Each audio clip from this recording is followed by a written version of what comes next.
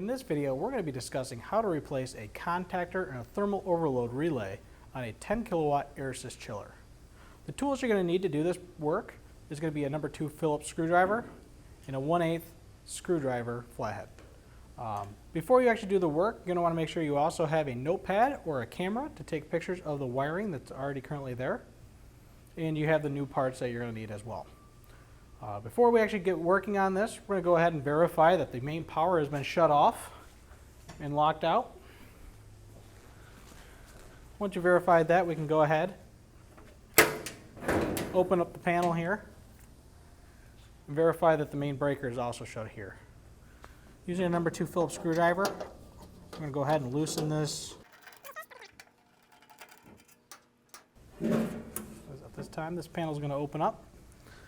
For this one, we're actually going to be replacing the compressor, contact, and the thermal overload. Make sure that this power is off before you put your hands in here.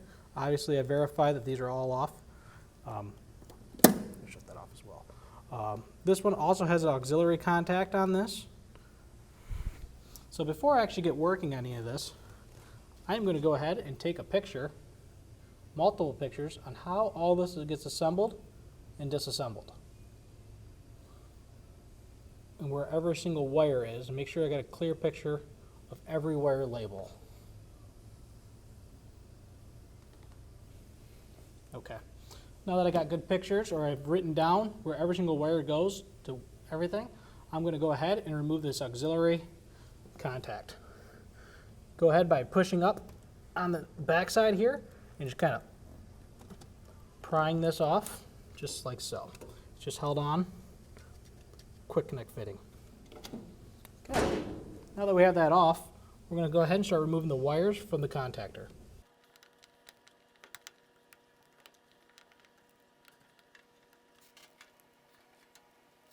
On the bottom thermal overload relay here, these do have touch safe connections that you can remove and pull out of the way if you want to get better access to the screws.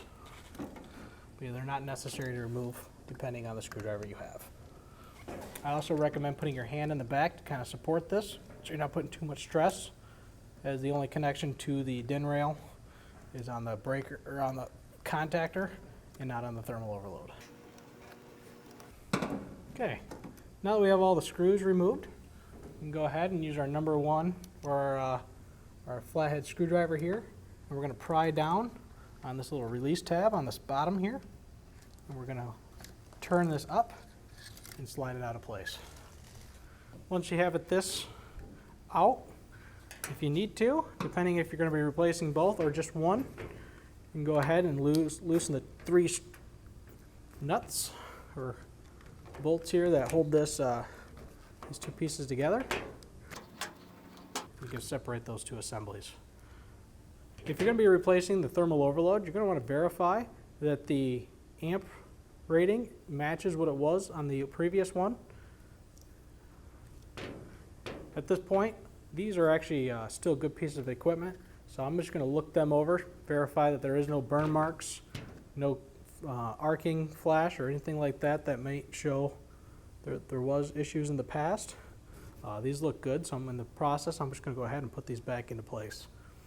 I'm going to verify that that tab does slide back into here as well when you're doing this. I'm going to go ahead and tighten these bolts back down. Okay. Now that you have, let's say we have a new contactor and thermal overload, we're going to go ahead and move the wires slightly out of the way. We're going to make sure the top bar here is in place. All the wires are out of our way here. We're not pinching anything. We can go ahead and push that back into place. You will hear a snap, and that's a good thing. At that point, we can go ahead and pull out our camera or our the photos we taken, or the notepad where explained where all the locations of the wires are. And we can go ahead and start reassembling this based off of that.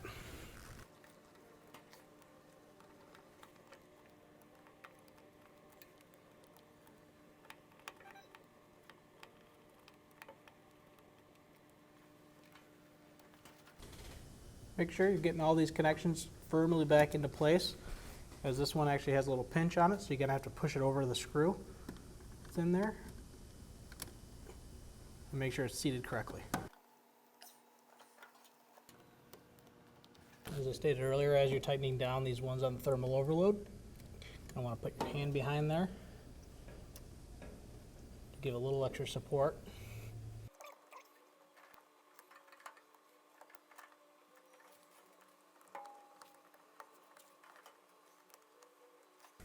Okay, once you got these all tightened up, we can go ahead and put that touch-safe protector back into place if you removed it. Okay, at this point we put all the wires back, and all we got to do is put our auxiliary relay back into place. What I recommend doing is pressing that connection back down, kind of lining it up in the front, and it'll just slap in or snap in the back. Verify that those wires are also tight. And at this point, we've successfully replaced the contactor and thermal relay. If you have any more questions about how to do this repair or anything else on the AirAssist 10 kilowatt chiller, feel free to give ACT a call at any time. Thank you.